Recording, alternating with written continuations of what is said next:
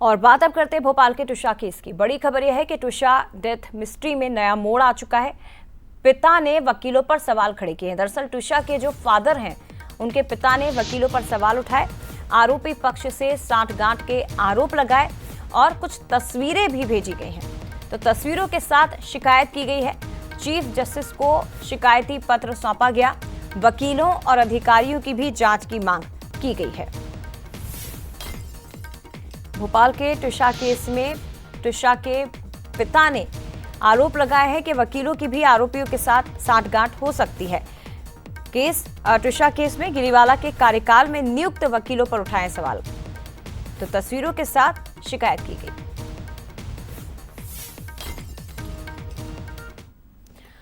और इधर भोपाल के इस मामले में एक्शन भी लिया गया है। एसआई दिनेश शर्मा पर कार्रवाई। पुलिस कमिश्नर ने 5,000 का जुर्माना लगाया है।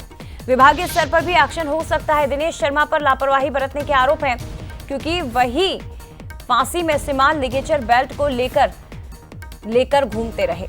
2 दिन तक अपनी गाड़ी में लिगेचर बेल्ट को लेकर एसआई दिनेश घूमते रहे और अब इस मामले में यह माना गया कि लापरवाही हुई है।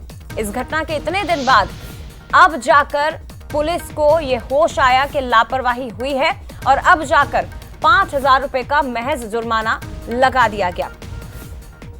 चलिए सीधे रुक करते, सनी मालवीय हमारे साथ जुड़ गए हैं। सनी, तुषा के पिता ने भी कुछ आरोप लगाए हैं कि वकीलों की साठगांठ है। एक शिकायती पत्र भी तस्वीरों के साथ सौंपा गया। दूसरी तरफ पुलिस की ओर से एसआई दिनेश पर महज 5,000 का जुर्माना लगाया गया। क्या ये काफी है? जिस तरह की लापरवाही उनके द्वारा सबूतों के साथ बरती गई थी। जी, निश्चित तौर पे भोपाल का चर्चित तुषा शर्मा डेथ मिस्ट्री में नए विवाद सामने आए हैं। तुषा के पिता नवनिधि शर्मा ने विधिक सेवा प्राधिकरण से जुड़े कुछ अधिवक्ताओं और एक अधिकारी की भूमिका पर सवाल उठाए।